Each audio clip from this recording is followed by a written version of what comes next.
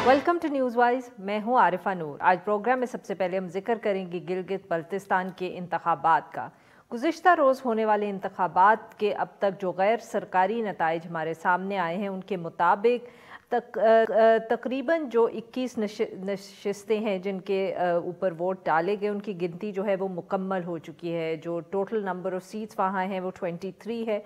अब तक 8 नशिस्तों के ऊपर पीटीआई जो है वो लीड कर रही है, जबकि पहली दफ़े गिलगित बल्तिस्तान के अंदर 7 आज़ाद उम्मीदवार जो हैं वो कामयाब हुए हैं। नवाज़ लीग के हिस्से में 2, जबकि पीपल्स पार्टी को 3 सीट्स जो हैं वो मिली हैं और MWM भी 1 सीट जीत पाई है। अगरचे 2009 के अंदर गिलगित बल्तिस्तान के अंदर जो आम इंतखाबात हुए थे उसके अंदर जो वफाक के अंदर जिस जमात की हुकूमत थी उसको ही अक्सरियत मिली थी, मगर 2020 के इंतखाबात के अंदर जो वफाकी हुकूमत जिस जमात के पास है यानी कि PTI के पास, उसको सिर्फ 8 सीट्स अब तक मिली हैं, जबकि आज़ाद उम्मीदवार जो हैं वो एक बड़ी तादाद के अंदर इस दफ़े कामयाब हुए हैं। अपोजिशन की जो 2 बड़ी जमातें हैं नवाज़ लीग और पाकिस्तान पीपल्स पार्टी, उन्होंने अभी से ही जो इंतखाबी नताइज हैं उनको मुस्तरद कर दिया है और इल्ज़ाम लगाया है कि इन इंतखाबात के अंदर भी धांधली हुई है। इन इंतखाबात की जो एक और बहुत अहम बात है वो ये है कि जो साबिक चीफ मिनिस्टर्स थे, चाहे वो नवाज़ लीग से ताल्लुक़ रखने वाले हाफिज़ हफीज़ुर रहमान साहब हों या पीपल्स पार्टी के सैयद मेहदी शाह, वो दोनों इलेक्शन हार चुके हैं। गिलगित बल्तिस्तान के ये जो इलेक्शंस थे जिनके अंदर जो सारी जमातें थी उन्होंने भरपूर तरीक़े से हिस्सा लिया और ये कहा जा सकता है कि कभी इतनी ज़्यादा कवरेज इस तरह नहीं हुई इलेक्शन कैंपेन की गिलगित बल्तिस्तान के अंदर जिस तरह इस दफ़े हुई। इसके ऊपर बात करने के लिए आज हमारे साथ 2 मेहमान मौजूद हैं। अलीना शिकायबा, ये एक तज्ज़ियाकार हैं, सहाफ़ी हैं, इसी इलाके से ताल्लुक़ रखती हैं और बहुत गहरी नज़र रखी है इन्होंने इन इलेक्शंस के ऊपर। और हमारे साथ मौजूद हैं जमील नागरी साहब, ये नुमाइंदा हैं डॉन अखबार Gilgit. Welcome to the show both of you. Alina साहब, आपसे गुफ्तगू का आगाज़ करेंगे। ज़रा हमें बताइएगा कि ये जो PTI की जितनी नशिस्तों के ऊपर जीत है और साथ में जो इतनी भारी तादाद के अंदर आज़ाद उम्मीदवार इस दफ़े जीते हैं, आप इसको किस तरह देख रही हैं?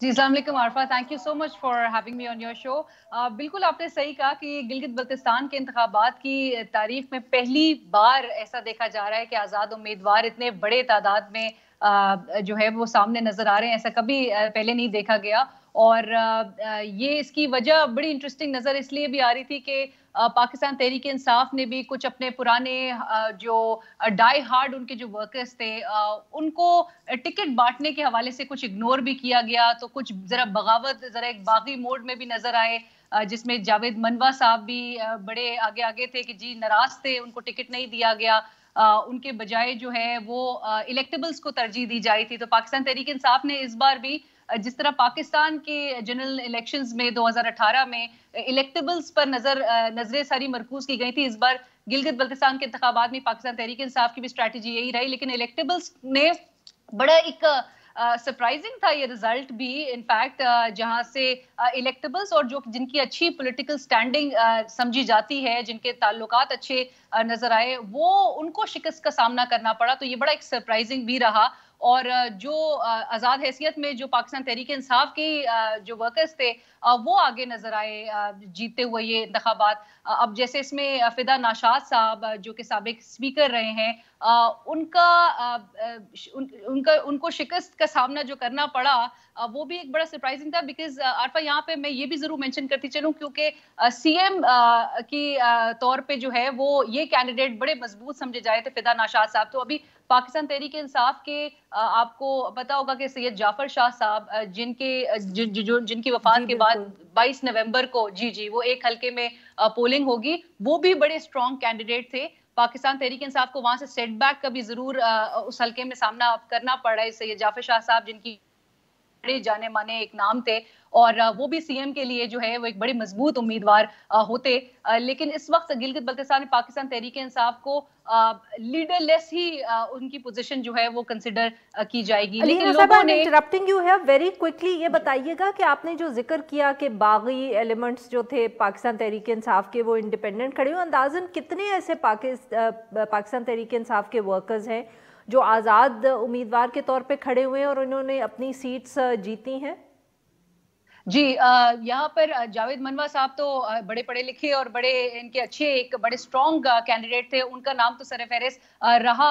اس کے علاوہ بھی 2-3 کینڈیڈیٹس مزید بھی تھے کہ جنہوں نے انڈیپینڈنٹ حیثیت میں الیکشن لڑا، اور یہاں پہ میں یہ بھی ایک خبر جو ہے وہ ضرور شیئر کرنا چاہوں کہ جو خبریں موصول ہو رہی ہیں وہ یہ بھی ہے کہ 4 امیدوار، ابھی ان کا تعلق جو ہے وہ کدھر سے ہے وہ یہ نہیں بتایا گیا، لیکن 4 امیدوار جو جیتے ہیں وہ ان کے حوالے سے کہا جا رہا ہے کہ انہوں نے شاید پاکستان پیپلز پارٹی کو اپروچ کیا ہے، تو یہ بھی بڑا انٹرسٹنگ ہوگا کیونکہ جس طرح سے پاکستان میں بھی سینٹ کے انتخابات سے پہلے جو ہے جو ایک ہارس ٹریڈنگ کا شور ایک ہوتا ہے، وہ یہاں پر بھی اس قسم کے ایلیمنٹ جو ہے وہ دیکھنے میں اور سننے میں اب سنائی دے رہے ہیں۔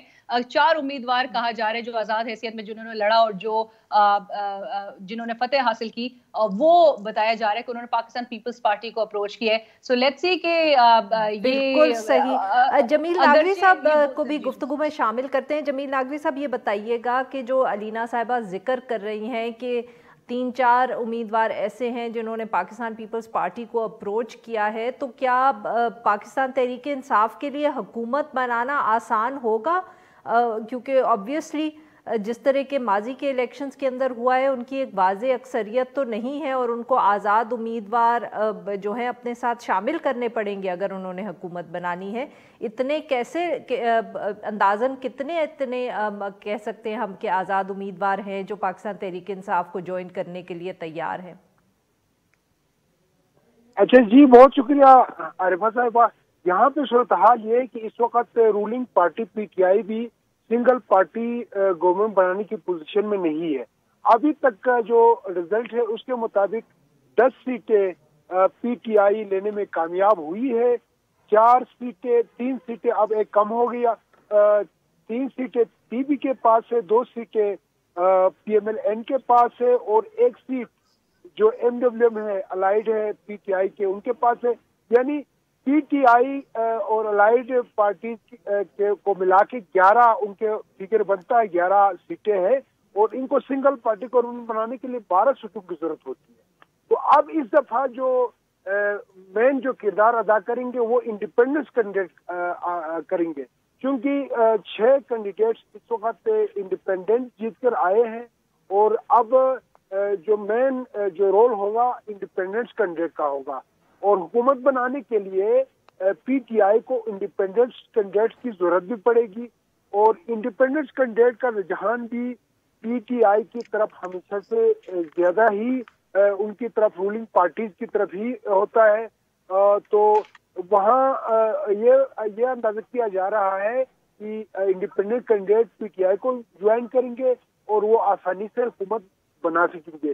دوسری طرف پی پی کا اب 3 سیٹیں ہیں، اگر وہ اپوزیشن جماعتوں کے سیٹوں کو دیکھا جائے تو پی ایم ایل این کے 2 سیٹیں ہیں تو یہ 5 بنتے ہیں، اور پھر اب جب سارے اگر انڈیپینڈنٹ اپوزیشن کے ساتھ ملتے ہیں تو اس صورت میں بھی وہ حکومت بنانے نہیں بنا سکتے۔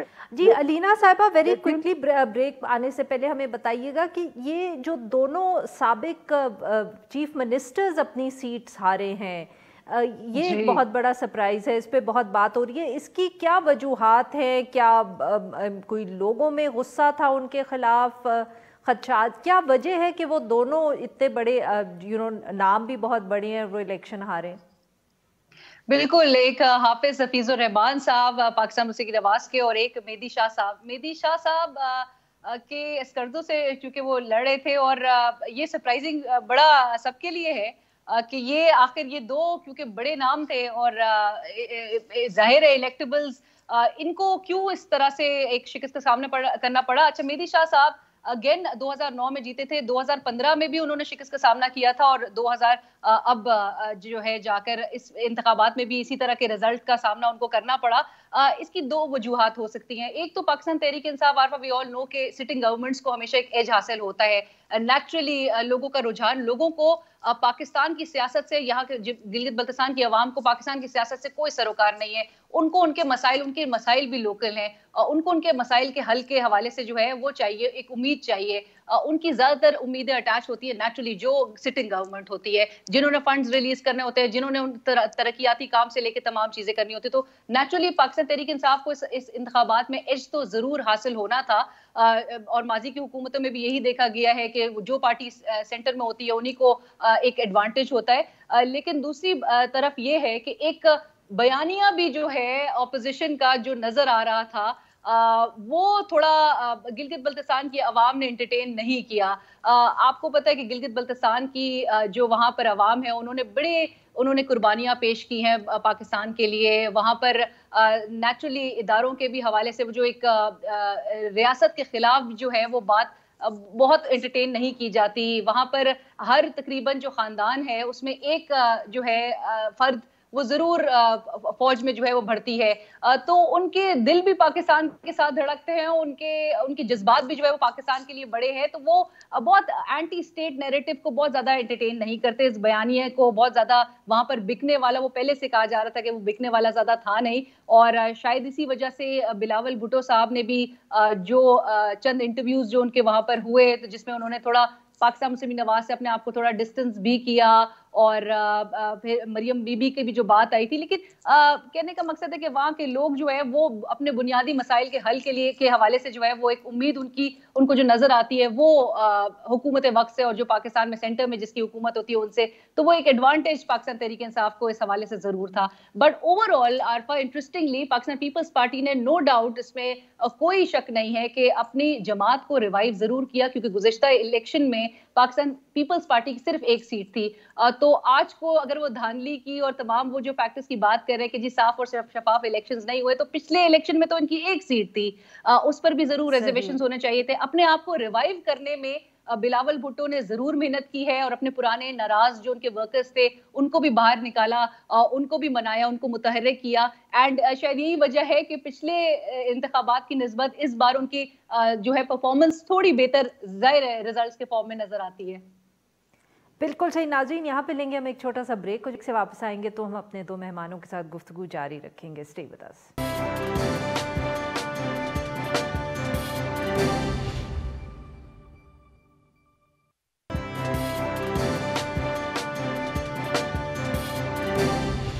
वेलकम बैक नाज़रीन। हम गुफ्तगू कर रहे हैं गिलगित बल्तिस्तान के अंदर जो गुज़िश्ता रोज़ इलेक्शंस हुए उस हवाले से, और जो वहाँ मुख्तलिफ सियासी जमातों की ना सिर्फ कैंपेन रही है बल्कि जो रिज़ल्ट्स आए हैं। जी जमील नागरी साहब, ब्रेक पे जाने से पहले अलीना साहिबा ने एक बहुत अहम बात की, और वो ये थी कि गिलगित बल्तिस्तान के अंदर जो ये बयानिया है रियासत के ख़िलाफ़ या रियासत के ऊपर तनकीद करने वाला ज़्यादा चलता नहीं है, और इसी हवाले से गुज़िश्ता हफ्ते यहाँ भी बहुत ये बात होती रही कि पीडीएम की जितनी जमातें थीं, चाहे वो पाकिस्तान पीपल्स पार्टी हो या पाकिस्तान मुस्लिम लीग नवाज़ हो, उन्होंने जो अपना जिस किस्म की उन्होंने तकरीरें यहाँ की हैं पीडीएम के जलसों में, उस तरह की बात उन्होंने इलेक्शन कैंपेन के अंदर नहीं की। वहाँ उन्होंने मुख्तलिफ एक जिसको कहते हैं कि टोन जो है वो अपनाई। आपने किस हद तक देखा कि ये उन्होंने कोशिश की कि पीडीएम का जो बयानिया था उसको इलेक्शन कैंपेन में कम से कम इस्तेमाल करें? जी, हमें तो ये देखने में आया कि पीडीएम का जो बयानिया था वो यहाँ पे नहीं था, नहीं पीपी ना ही मुस्लिम लीग नून ये बयानिया यहाँ पे इन्होंने उसको बयानिए को प्रमोट किया, बल्कि यहाँ के लोकल कंटेक्स्ट में इन्होंने बयानिया जारी किया। अब पीपी ने जो अट्रैक्टिव जो इनका बयानिया था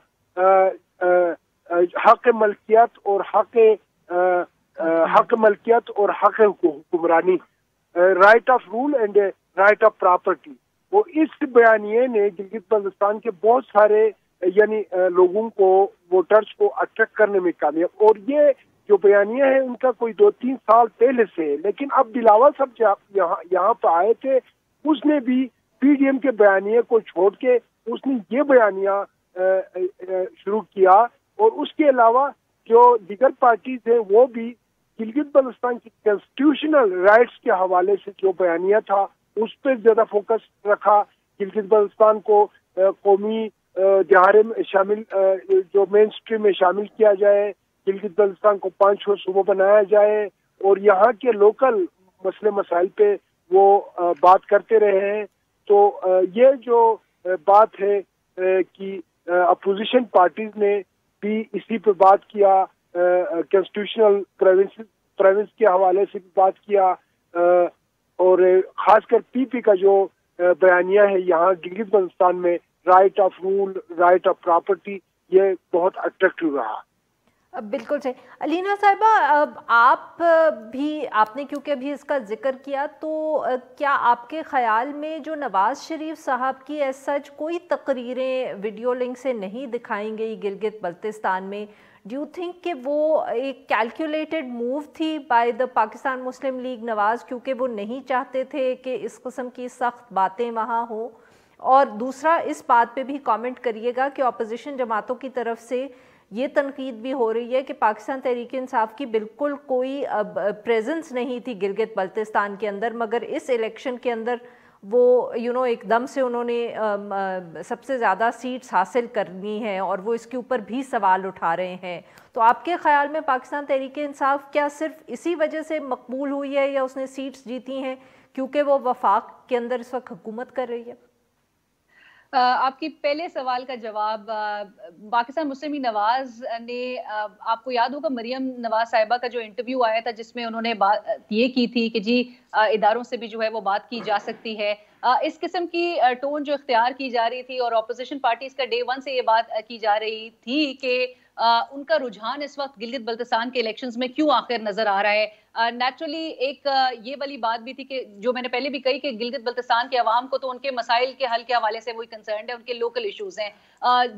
پاکستان مسلم لیگ نواز سے 2018 میں جاتے جاتے ایک جی بی آرڈر آپ کو یاد ہوگا کہ وہ مسلط کر کے چلے گئے تھے, اس پر بھی عوام کا بڑا غم و غصہ تھا, وہاں کی عوام جو ہے وہ سڑکوں پر بھی باہر آ گئی تھی. پھر یہ معاملہ سپریم کورٹ میں بھی چیلنج کیا گیا تھا, سول سوسائٹی نے اس کو چیلنج کیا تھا, وہ معاملہ جو ہے وہ کورٹ میں چلتا رہا. پھر 2019 میں جو ہے وہ جو ایک ججمنٹ سپریم کورٹ کی جانب سے آئی تھی, وہ لیٹر اینڈ اسپرٹ میں جو ہے وہ امپلیمنٹ نہیں ہو سکی آج تک. پاکستان تحریک انصاف نے بھی حکومت قائم کرنے کے بعد انہوں نے بھی اس پر بالکل فوکس کرنے کی ضرورت نہیں سمجھی, اور ابھی جا کے یہ ان کو یاد آیا کیونکہ گلگت بلتستان کے انتخابات ہونے تھے, لیٹ کیمپیننگ شروع کی. تمام وزراء جو ہیں پھر وہاں پر جا رہے تھے, یہ علی امین گنڈاپور, مراد سعید صاحب, زلفی بخاری صاحب, اور انہوں نے آ کے یہاں پر عوام کو تھوڑا مائل کرنے کے لیے اور کنونس کرنے کے لیے کوشش انہوں نے کی. لیکن گلگت بلتستان میں وہ جو ہم بات کر رہے تھے کہ بیانیہ جو ہے وہ بہت زیادہ وہ مقبول ہونا بھی نہیں تھا. وہاں پر جس طرح جمیل صاحب بھی کہہ رہے تھے کہ پیپلز پارٹی اگر ایک امید جماعتیں اجاگر کرتی ہیں کہ جی حق حاکمیت, حق روزگار, حق ملکیت, ان کے مسائل ہیں کیا, لینڈ سیٹلمنٹ کے ایشوز ہیں, وہاں پر روڈز کی ابھی بھی بہت سلو پروگریس ہے, روڈز کنسٹرکٹ ہونا شروع ہو چکی ہے لیکن فنڈز کی جو ہے وہ ترسیل نہ ہونے کے بعد جو ہے, اور فنڈز روک دیے گئے ہیں, اس کی وجہ سے کام جو ہے اپنی جگہ پہ پھنسا ہوا ہے. تو وہ چاہتے ہیں کہ ان کے مسائل جو ہے جو ان کا کوئی حل نکالا جائے. پاکستان تحریک انصاف نے لیٹ کیمپیننگ شروع کی, لیکن آ کے بڑا کچھ انہوں نے وعدہ کر دیا ہے, اور عارفہ میرے خیال سے تو بہت کچھ وہ شاید پرومس کر چکے ہیں ان لوگوں سے. کچھ نہیں تو ایٹ لیسٹ ان کے فنڈامنٹل سارے وعدے ایک طرف کر دیں, لیکن ایٹ لیسٹ اب ان کے اوپر ان کا اصل ایک کڑا امتحان ہے پاکستان تحریک انصاف کے لیے. ایڈوانٹیج ان کو تھا, ان کو ریلیجس پارٹیز کی بھی حمایت حاصل تھی, اور کہیں نہ کہیں سیٹ ایڈجسٹمنٹ ہوئی ہوئی تھی, چاہے وہ تحریک اسلامی کے طرف سے, چاہے مجلس وحدت المسلمین کی طرف سے, ان کو حمایت ان کے کینڈیڈیٹس کو بھی حاصل تھی. بٹ ان کے لیے بہت سخت ہے اور یہ کڑا امتحان ہے. نیچرلی یہ بالکل صحیح. Very quickly we are running out of time. Jameel Naqvi sahab, آپ سے ویری کوئک کوسچن, جو لوکل چیپٹرز ہیں پاکستان پیپلز پارٹی کے اور پاکستان مسلم لیگ نواز کے, کیا وہ وہاں کوئی بہت شور ڈال پائیں گے الیکشن رگنگ کے حوالے سے, جیسے ان کی جماعتیں اسلام آباد کے اندر کہہ رہی ہیں؟ جی, ابھی تک چونکہ سب سے زیادہ جو فور فرنٹ ہے وہ PPP ہے. حمایت تو مسلم لیگ نون کا ہے, لیکن PPP اس وقت سڑکوں پہ ہے.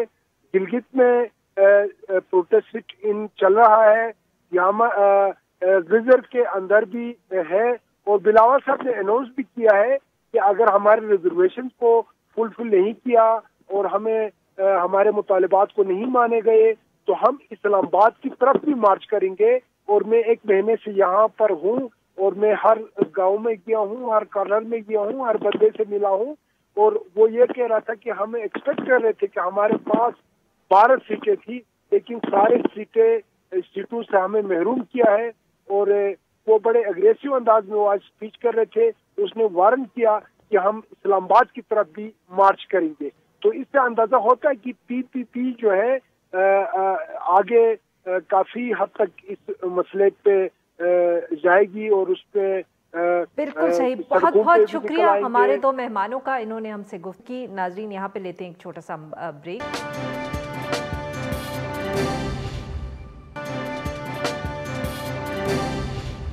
Welcome back. پروگرام کے اس حصے میں ہم ذکر کریں گے پاکستان کے اندر جو بھارتی مداخلت ہے اور دہشت گردی کو ہوا دینے کے حوالے سے پاکستان نے جو ثبوت سامنے رکھے ہیں.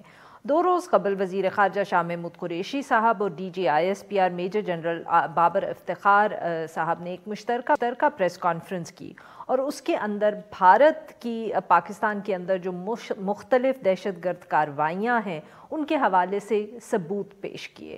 اس دوران انہوں نے یہ کہا کہ جو بھارتی خفیہ ایجنسی را ہے اس کے افسران جو ہیں ان کے آڈیو کلپس بھی اس پریس کانفرنس کے دوران سنوائے گئے, جن کے اندر وہ پاکستان کے اندر دہشت گردی کی ترغیب دیتے ہوئے سنے جا سکتے ہیں. اس کے ساتھ ساتھ اس حوالے سے ویڈیو کلپس بھی دکھائے گئے.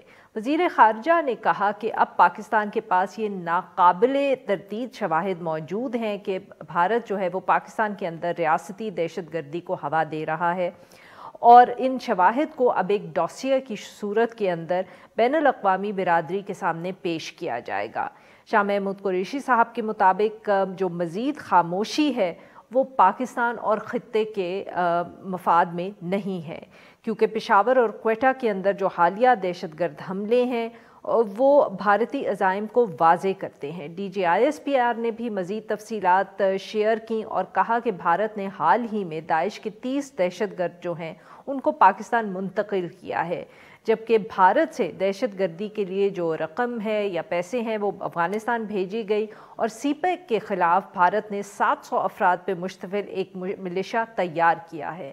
اس حوالے سے گفتگو کرنے کے لیے ہمارے ساتھ موجود ہیں ڈاکٹر یوسف صاحب, یہ وزیر اعظم کے معاون خصوصی ہیں برائے قومی سلامتی. Welcome to the show doctor Moeed Yusuf. جی سر, آپ نے کچھ دن پہلے ہی بھارتی صحافی کرن تھاپر صاحب کو ایک انٹرویو دیا تھا, اس کے بعد آپ نے ہم سے بھی گفتگو کی تھی اور آپ نے ذکر کیا تھا کہ یہ جو الزامات ہیں ان کا, اور آپ نے یہ بھی کہا تھا کہ پاکستان اس حوالے سے جلد ہی کارروائی کرے گا. سر, were you talking about this very press conference کہ اس طرح اس وقت یہ پلان ہو رہی تھی کہ اس طرح جو شواہد ہیں وہ دنیا کے سامنے رکھے جائیں گے؟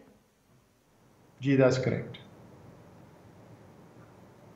تو سر اب بتائیں کہ what is going to be the next move for Pakistan. اس وقت بھی ہم نے آپ سے جب بات آپ نے ہم سے کی تھی تو پوچھا تھا کہ شواہد اگر ہوں گے بھی تو پاکستان اگلے کیا قدم اٹھائے گا, کیا UN کے اندر پریزنٹ ہوں گے, کوئی لیگل آپشنز ہیں جو پاکستان کے پاس ہیں. Sir, what next after this press conference, کچھ ہمارے ساتھ آپ تفصیلات شیئر کریں گے؟ جی دیکھیے, 2-3 چیزیں ہیں. ایک تو تمام اہم ممالک P5 باقی جو اہم ممالک ہیں ان کو بریفنگ دی جا رہی ہے. UN میں یہ فارملی دیا جائے گا. OIC اور بھی جو ایسی باڈیز ہیں جہاں ضرورت پڑے گی, جہاں ضرورت ہے, اور ڈوسیئر جو پورا ہے جو ہم دیں گے اس میں نام جو ہم نے ریڈیکٹ کیے ہیں وہ بھی شامل کریں گے. کوئی انٹیلیجنس ایجنسی, کوئی ملک اس طرح کرتا نہیں ہے, اتنے ڈیٹیل میں, اتنے اسپیسیفک پبلک میں نہیں لاتا ایویڈنس, بیکاز وہ سورسز کمپرومائز ہوتی ہیں اور بہت سی اس میں کمپلیکیشنز ہوتی ہیں. جب آپ 200% شور ہوتے ہیں, جو کہ بہت کم ہوتا ہے اس دنیا میں, تبھی آپ کوئی ایسی چیز کرتے ہیں ود کانفیڈنس, بیکاز آپ کو پتا ہے کہ دیکھیے آج open intelligence, open source intelligence کی دنیا ہے, یہ ابھی اینالائز ہوں گے تھریڈ ویئر, تصویریں, لیٹر, آڈیو کلپ, ہمیں معلوم ہے یہ سب, اور ہم چاہتے ہیں کہ یہ ہو, کیونکہ جب یہ ہوگا تو اور زیادہ کانفیڈنس بڑھے گا کہ جو پاکستان نے چیز دی ہے وہ تو 100% درست ہے. اور جب ہم یہ ڈپلومیٹک چیزیں, ساری ڈپلومیٹک ایونیوز ایکسپلور کریں گے, اس میں لیگل بھی آئیں گے, پاکستان از no longer going to be on the back foot. ہم ری ایکٹیو نہیں ہیں, نہ ہوں گے, اور ہم پرو ایکٹیولی جو بات سچی ہے وہ دنیا کے سامنے رکھیں گے. آئی ایم ناٹ ون جو کہتا ہے کہ ہر چیز ٹھیک ہوتی ہے, اور وہ ایسی چیزیں ہوتی ہیں جہاں آپ انٹروسپیکٹ بھی کرتے ہیں, آپ سیکھتے ہیں. اور ایک چیز میرا خیال ہے, کم از کم میرے ذہن میں تو بالکل واضح ہے, اور شاید اس کو آپ ایک لیسن لرنڈ کہہ سکتے ہیں, کہ ہم بہت زیادہ کوشش ہو جاتے ہیں, اور شاید ایک ایلیمنٹ ہے کہ نہیں کرتے, کسی کو برا لگے گا, کوئی ناراض ہوگا. جب ہمارا ایک رائٹ ہے, جسٹیفائڈ پوزیشن ہے, رائٹ فل پوزیشن ہے, تو کیوں نہیں ہم دنیا کو بتائیں. ہم کسی سے لڑ تو نہیں رہے, اگریسو نہیں ہو رہے, اوفینسو نہیں ہو رہے, پریگمیٹک ہیں, اور کھل کے بتائیں گے. ڈاکٹر صاحب, I am glad you said this کہ یہ گھبرانا نہیں چاہیے کہ کچھ لوگ کہیں گے ایسا ناراض ہوں گے یا کہیں گے کہ کیوں کیا. اسی حوالے سے غالباً آپ نے شاید سنا ہوگا یا کسی نے آپ سے ذکر کیا ہوگا کہ اپوزیشن کے بھی ایک رہنما نے ایگزیکٹلی یہی کیا کہہ سکتے ہیں تنقید کی ہے. انہوں نے کہا ہے کہ اس طرح کے شواہد ہمیشہ پاکستان کے پاس موجود تھے, مگر آپ یہ بات پبلک نہیں کرتے. انہوں نے بلکہ تنقید کی حکومت کے اس فیصلے کی. اب how would you look at this, اور آپ ہمیں بھی یہ سر ذرا تھوڑی اور تفصیل سے سمجھائیں کہ یہ تو ایک چیز ہے کہنا کہ پاکستان بیک فٹ پہ نہیں رہے گا, but what was the logic behind this. Obviously یہ کوئی ابھی نیا کام شروع نہیں ہوا, جب سے بلکہ ملیٹنسی کا مسئلہ پاکستان کے اندر آیا ہے. اگر آپ 2007-8 پہ بھی نظر دوڑائیں تو تب سے جو پاکستانی آفیشلز تھے وہ اس قسم کے الزامات آف دا ریکارڈ کانورسیشنز میں لگاتے تھے. What has changed? کیوں ہمیں لگا کہ اب یہ ایک اچھا وقت ہے کہ ہم صرف آف دا ریکارڈ گفتگو کے اندر یہ بات نہ کریں یا جنیرک ٹرمز میں گفتگو نہ کریں, بلکہ ٹھوس شواہد جو ہیں وہ دنیا کے سامنے رکھیں؟ کیوں ہم نے یہ فیصلہ کیا ہے؟ دیکھیے اس میں 2-3 چیزیں. پہلے تو میں دہرا دیتا ہوں, it's actually a conscious shift کہ ہمیں پرو ایکٹیو ہونا, ہمیں کھل کے اپنی بات کرنی ہے, زیادہ کھل کے بات کرنی, پہلے بھی ہوتی تھی لیکن زیادہ کھل کے بات کرنی ہے. ایک تو یہ. دوسرا یہ کہ ایک چینج جو آئی ہے انڈیا میں, آپ بالکل ٹھیک کہہ رہی ہیں کہ پہلے سے یہ چل رہا ہے ٹیررزم, تو وہ کب سے سپورٹ کر رہے ہیں. بلوچستان کی تو دنیا بھی خاموشی سے کم از کم مانتی ہے, انفارچونیٹلی پبلکلی اتنی سپورٹ نہیں ہے جتنی ہونی چاہیے پاکستان کو.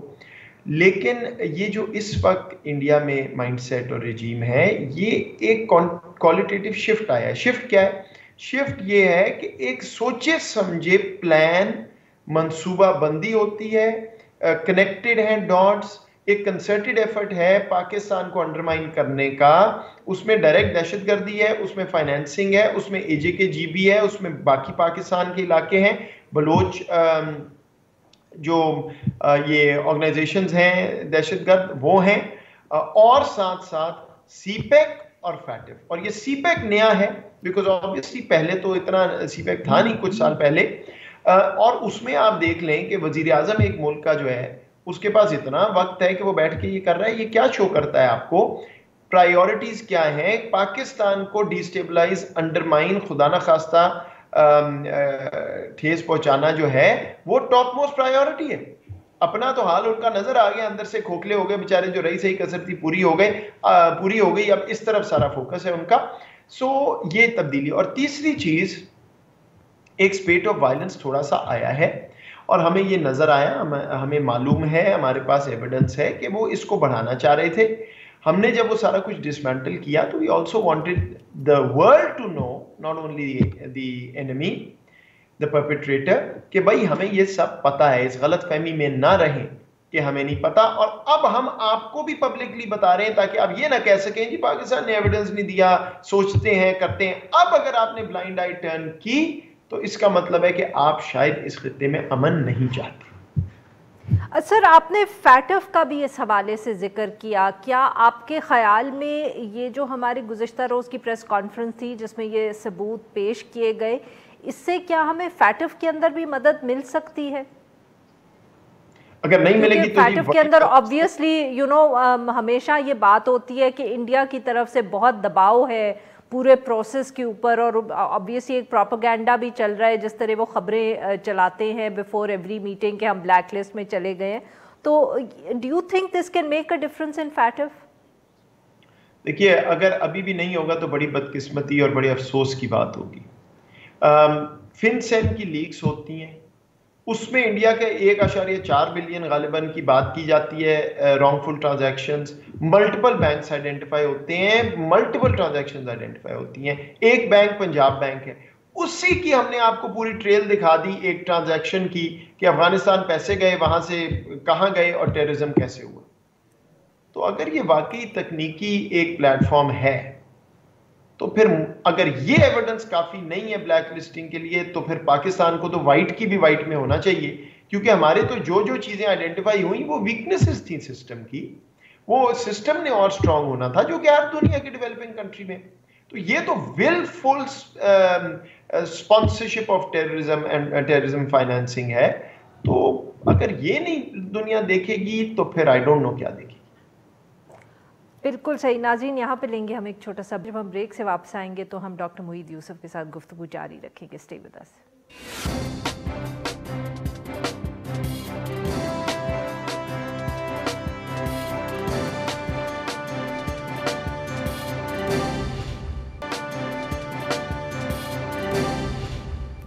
ویلکم بیک ناظرین. ہم گفتگو کر رہے ہیں ڈاکٹر معید یوسف صاحب سے, اور ہم بات کر رہے ہیں جو اب بھارت کا رول ہے پاکستان کے اندر دہشت گردی کے حوالے سے.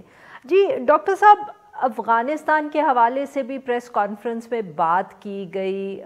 obviously یہاں ایک پورا ایک لنک نظر آ رہا ہے. تو سر ہم نے بہت سال میں بڑی محنت کی ہے کہ ہمارے بھارت, معاف کریے گا, افغانستان کے ساتھ تعلقات بہتر ہوں. جو پریس کانفرنس کے اندر شواہد پیش کیے گئے, جس طرح کی گفتگو ہوئی, how far do you think this can impact our relationship with Afghanistan? Because clearly یہ بھارت کے پاس اگر کسی نہ کسی لیول کی کوآپریشن نہ ہو دوسرے طرف جو ہمارے ہمسائے ہیں, تو شاید وہ اتنے کامیاب نہ رہے اس قسم کی ایکٹیویٹیز میں. دیکھیے جی, بھارت کا ایک آبجیکٹیو تو بڑا واضح ہے, افغانستان کو دنیا میں امبیرس کرو. ویسے کہتے ہیں پارٹنر ہیں, ساتھ کام کر رہے ہیں, یہ ہو رہا ہے وہ ہو رہا ہے. ہر چیز اگر تھرڈ سوئل آپ استعمال کر کے جو کچھ کر رہے ہیں تو آپ تو اس ملک کو امبیرس کر رہے ہیں, اس ملک کو مشکل پوزیشن میں ڈال رہے ہیں. دوسری بات یہ کہ ہم یہ بھی سمجھتے ہیں کہ ہندوستان پاکستان افغانستان میں مس انڈرسٹینڈنگز کریٹ کرنا چاہتا ہے. تو وہ یہ بھی چاہتا ہے کہ ہم بات کریں اور پھر وہ کہیں دیکھو جی پاکستان آپ کے خلاف ہے. ہمارا افغانستان سے ایک بائیلیٹرل ڈائلاگ ہے, وہ انتہائی مضبوط ہے. ہم ہر چیز کی بات کرتے ہیں including this use of soil against Pakistan. بارہا کی ہے, امریکہ سے بھی کی ہے اور کرتے رہیں گے. But we will not allow India to create miss understandings.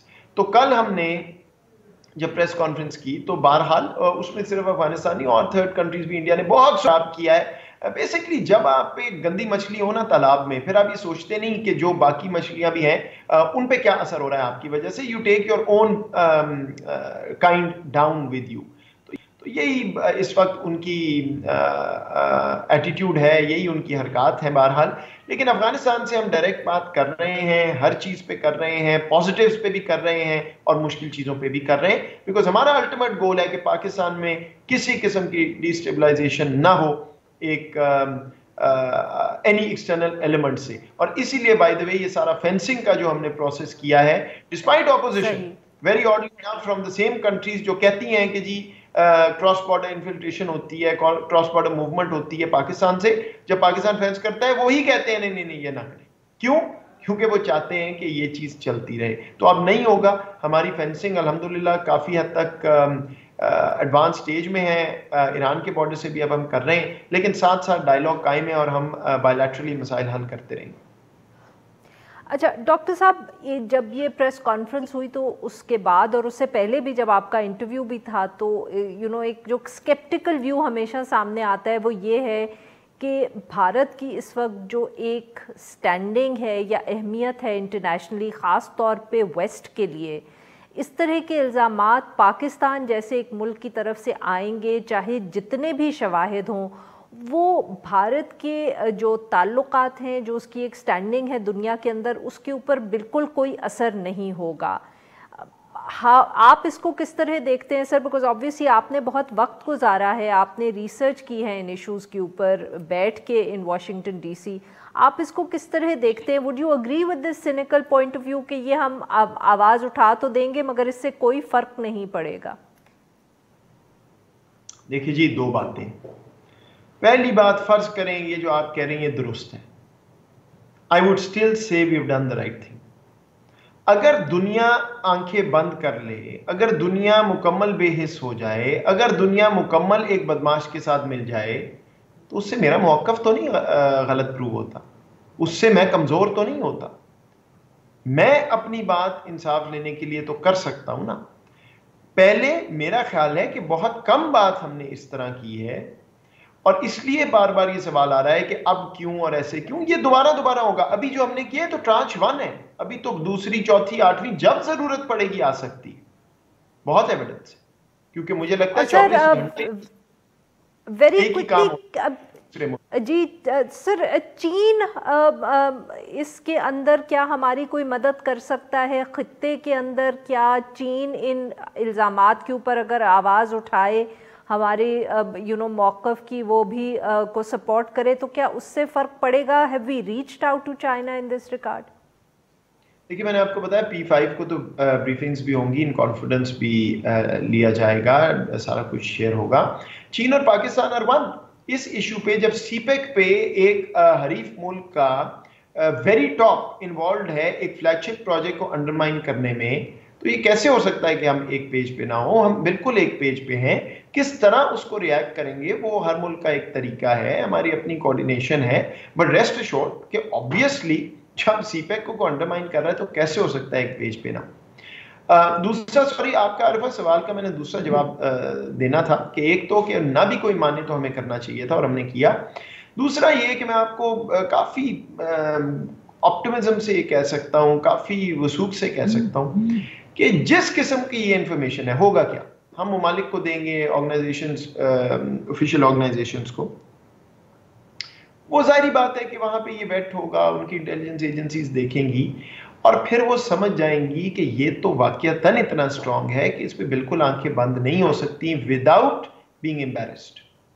سو اس لیے میں آپ کو یہ کہتا ہوں کہ اس دفعہ ایسا نہیں ہو پائے گا کہ دنیا اس کو اگنور کر دے گی. ابھی میں دیکھ رہا تھا واشنگٹن کے تھنک ٹینکس میں جو لوگ ہیں، obviously میں پرسنلی ان سب کو جانتا ہوں، وہ بھی جو نیگیٹو بھی ہیں وہ ٹویٹ کر رہے ہیں کہ جی پاکستان نے پہلے کہا ہے لیکن دس سیمز ڈفرنٹ، لیکن یہ ہے، یہ ہمیں دیکھنا پڑے گا. ایک آدھ تو میں نے دیکھا ہے وہ کہہ رہے ہیں بڑا بولڈ سٹیپ لیا ہے، یہ کیسے ہے کہ کہیں سورسز ہی نہ ان کی کمپرومائز ہو جائیں. سو دیکھیں، ہم نے ایک ایسی چیز کی ہے جو اگنور اب ہو نہیں سکتی. یہ بات میں آپ کی مانتا ہوں کہ چیلنج ہے کیونکہ انڈیا کا ایک ویسٹ میں ایک امیج بنا ہوا ہے، وہ ٹائم لگے گا ٹوٹتے ہوئے، لیکن دس از ہارڈ ایویڈنس. بہت بہت شکریہ ڈاکٹر صاحب، آپ نے ہم سے بات. ناظرین، آج کے لیے بس اتنا ہی، مگر جاتے جاتے آپ کو ایک دفعہ پھر یاد کرواتے جائیں کہ کرونا کی جو دوسری لہر ہے وہ اب پاکستان بھی پہنچ چکی ہے. روز نمبرز کے اندر جو ہے انکریز ہمیں نظر آ رہا ہے. پلیز اپنا خیال رکھیں، اپنے ارد گرد لوگوں کا بھی خیال رکھیں، ہاتھ دھوتے رہیں، ماسک کا استعمال کریں. سب کی بہتری اسی میں ہے.